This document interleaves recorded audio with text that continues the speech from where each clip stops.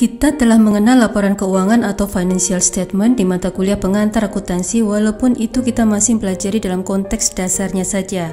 Pada saat di mata kuliah pengantar akuntansi, kita masih sebatas menyajikan laporan keuangan perusahaan jasa dan dagang secara sederhana, tanpa kita memahami bahwa laporan keuangan itu memiliki peran yang sangat besar dalam kegiatan perusahaan.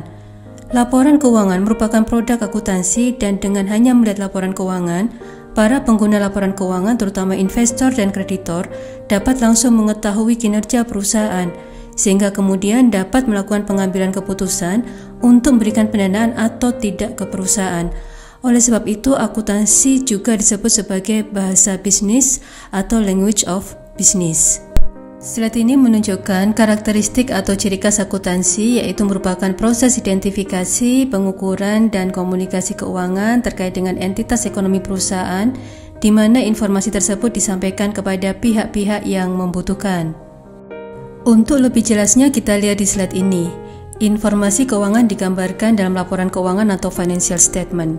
Di sini disebutkan laporan keuangan terdiri dari Statement of Financial Position atau laporan posisi keuangan atau neraca, kemudian Income Statement or Statement of Comprehensive Income atau laporan laba rugi atau laporan laba rugi komprehensif.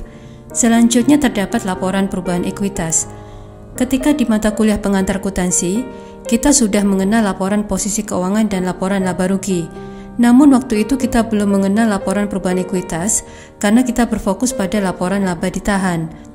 Laporan laba ditahan, seperti yang sudah saya jelaskan waktu itu, bukan merupakan nama atau jenis laporan keuangan. Yang benar adalah laporan perubahan ekuitas, di mana di dalam laporan ini terdapat informasi laporan laba ditahan.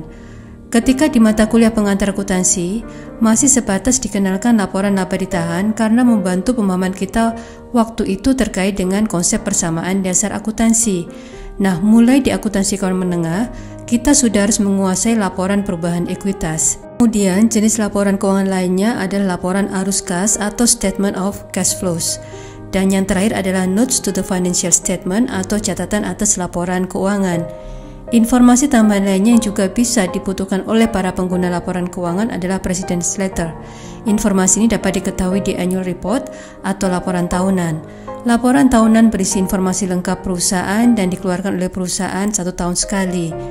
Di dalam laporan tahunan ada laporan keuangan, ada informasi seperti President Letter, analisis keuangan, forecast, good governance, pertanggungjawaban perusahaan terkait tindakan sosial atau aktivitas sosial dan lingkungan, dan informasi lainnya.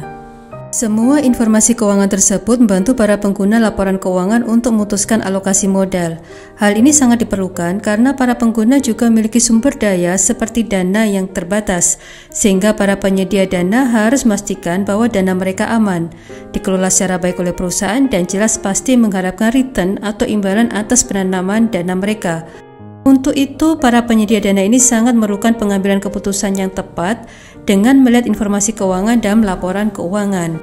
Di sini disebutkan bahwa pengguna terdapat present dan potensial. Dengan kata lain, pengguna saat ini yang sudah terlibat dengan perusahaan selama ini, contoh investor yang sudah menanamkan saham di perusahaan, dan juga ada potensial user atau investor yang akan menanamkan dana di perusahaan.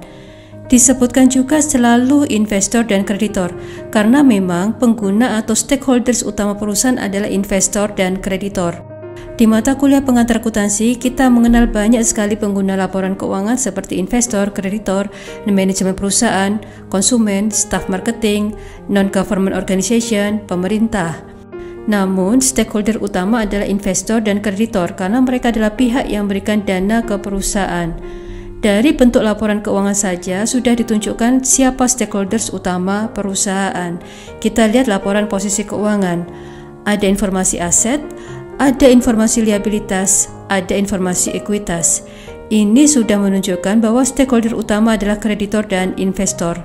Laporan keuangan dibuat semudah mungkin bagi kreditor untuk menilai tingkat likuiditas perusahaan, sehingga perusahaan menyajikan informasi aset dan liabilitas. Selanjutnya, dengan bandingkan kedua informasi tersebut, maka kreditor bisa menilai apakah perusahaan mampu membayar hutangnya atau tidak. Demikian juga investor. Perusahaan menyajikan informasi aset dan ekuitas, dengan kata lain, perusahaan berikan informasi pengelolaan sumber dana yaitu saham untuk asetnya. Di samping itu, perusahaan juga menyediakan informasi laporan perubahan ekuitas, sehingga investor bisa memahami faktor apa saja yang menyebabkan nilai ekuitas menjadi naik atau turun. Perusahaan juga menyediakan informasi laba rugi sehingga investor dan kreditor paham kinerja perusahaan dalam mengelola sumber daya sehingga dapat menghasilkan laba. Jadi dari sini kita paham bahwa kita sudah menyusun laporan keuangan yang berorientasi pada investor dan kreditor. Investor dan kreditor ini harus melakukan pengambilan keputusan yang tepat. Karena pengambilan keputusan yang tepat sangat tergantung pada laporan keuangan, maka akuntan wajib menyajikan laporan keuangan yang dapat dipercaya dan menyajikan informasi yang benar melalui proses pengakuan, penilaian, penyajian yang sesuai standar. Jika semua akuntan menerapkan itu, maka investor dan kreditor dapat melakukan perbandingan kinerja, contoh apakah harus menyediakan dana untuk perusahaan McDonald atau KFC atau memutuskan pilihan ke Samsung atau Apple.